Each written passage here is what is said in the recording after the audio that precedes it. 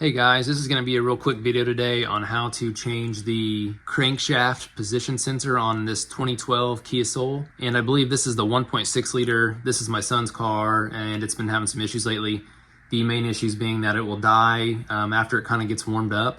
The car just shuts off and then it's kind of difficult to get it restarted. And then if we can get it restarted, it runs kind of rough with no power. And the big tell is the tachometer is not working. It registers 0 when you're driving it after it kind of acts up. So if you do some Googling, you'll find pretty quick that it's usually this sensor, which is what we're going to replace today. Looks like this.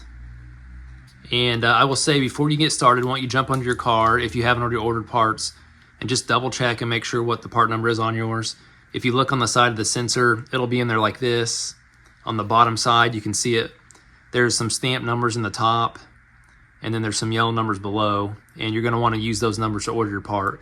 The reason I say that is because I got the wrong part the first time. I ordered the, I believe it's the 39180-2B020, which is very similar, but it's tapered instead of being like a cylinder.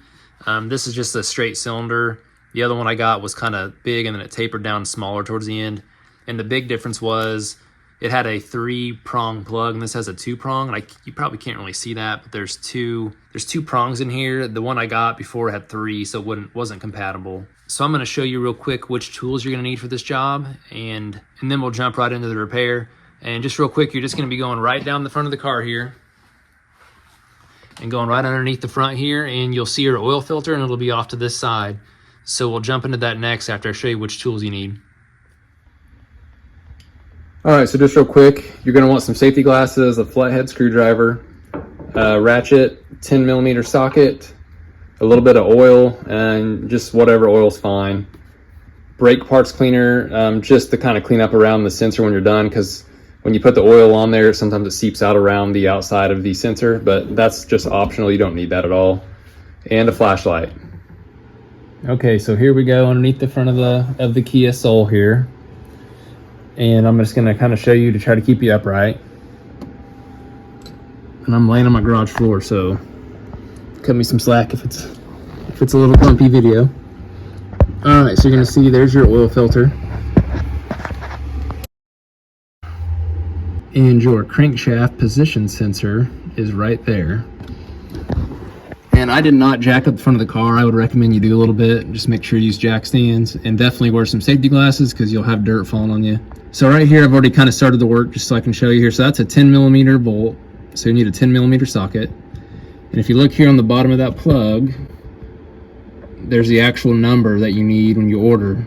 So kind of what I talked about the first video, just kind of keep that in mind. Now also, once you pull that 10mm bolt, you got a little clip right here that's in this little bracket above, and it's got a couple of ears on it that you have to pop out.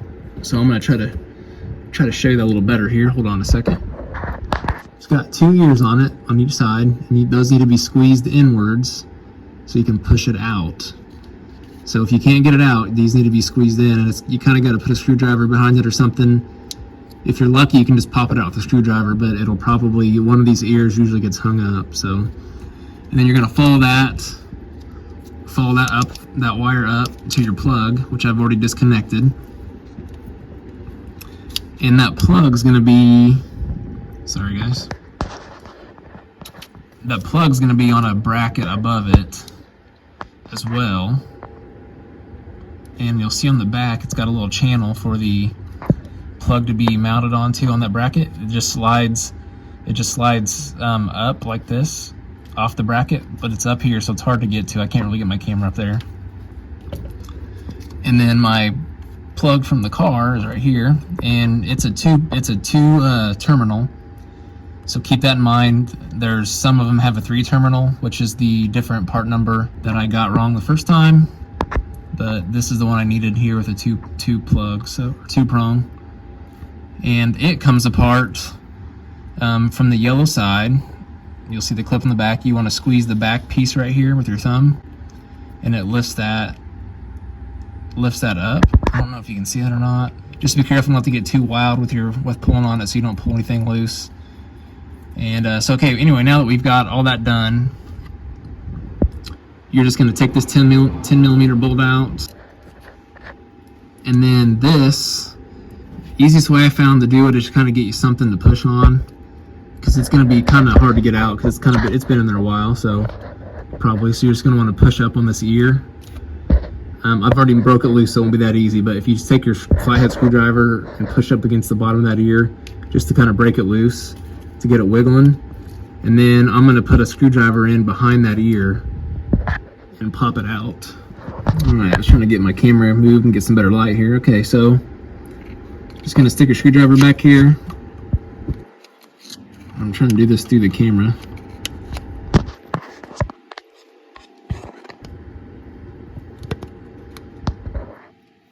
Just kind of get underneath it there and pop it out. And then just wiggle it out.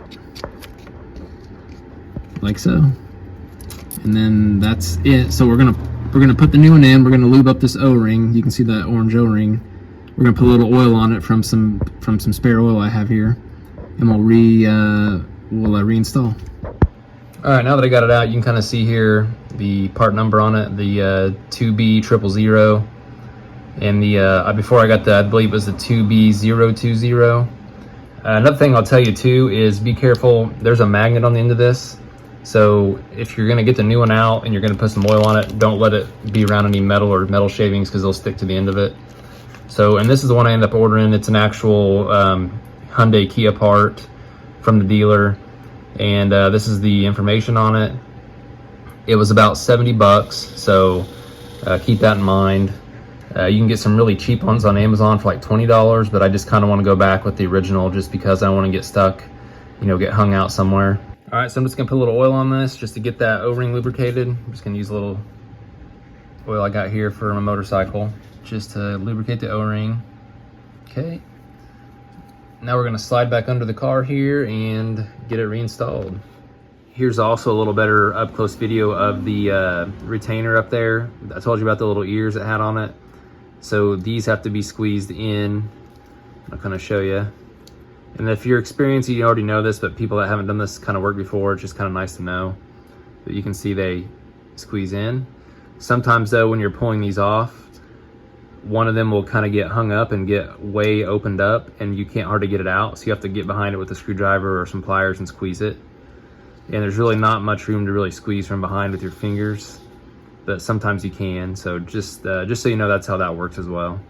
Also, while I'm thinking about it, when you're sliding this back down on the bracket up there, that little metal bracket, the this nub on that kind of holds it in place, it's tapered so it comes off easier, so you can slide it off.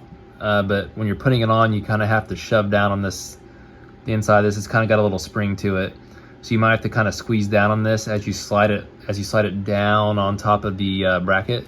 So just keep that in mind if you're fighting it, that you may have to do that. All right, we're back under here again, and I apologize if you hear me panting a lot. It's 105 degrees outside right now, so the garage isn't real cool. So you can see I got it stuck back in here to slid it back in. Pretty straightforward. But that O-ring's gonna hold you up just a little bit, so you're gonna have to give it a little bit of a persuasion to get it in there. All right, got her popped in there. Wasn't too bad once I got my other hand in there. I would say try to get it seated. Don't try to use the bolt to tighten it down. I don't think that would be good because you're only gonna be pulling on one side. And then just make sure you rotate your ear back down so your hole's lined up, and then reinstall your bolt. And I'm not sure what the torque spec is on this. Probably just like a half a ugga dugga. But I'll, if I can find it, I'll put the torque spec at the bottom of the video right here somewhere. And I'll tighten that up here in a second. Put your clip here back in the bracket right here, the hole in the bracket.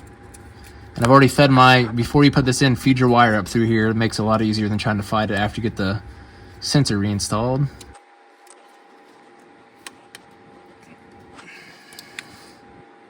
All right, sorry guys, I had to use my other hand again. Just can't quite get up there with my left hand.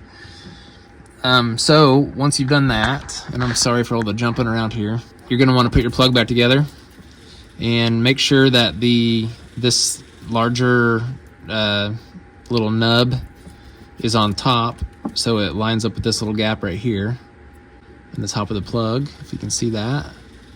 And this little little triangle ear right here is what clips into your clip. So I'm gonna do that. And then once you do that, I'm not gonna do that right now because I need both hands. You're gonna go up here and you're gonna slide it back on that bracket right there. You can see it. There's a little hole in it. That's what slides up in the back of that plug, and then once it's on there, it'll clip into that little hole with that little nub right there, that'll on the back of that bracket. So that's what you have to slide it off of too when you first start the job to get the plug undone. So I hope that helps. I didn't see any videos that kind of showed this up close. I want to make sure and be thorough here so you can kind of see what you're doing, because when you're down here on the ground, you can't really see up there very well and tell what you're grabbing onto. So you just will be sliding that plug up and off of that bracket right there when you take it apart. And that's pretty much it, guys. If you have any questions, ask them in the comments area below. I'll answer them if I can. And I appreciate you guys watching. If this was helpful at all, a big thumbs up would be awesome. It does help my videos. So good luck with your repair, and hope this fixes your problem.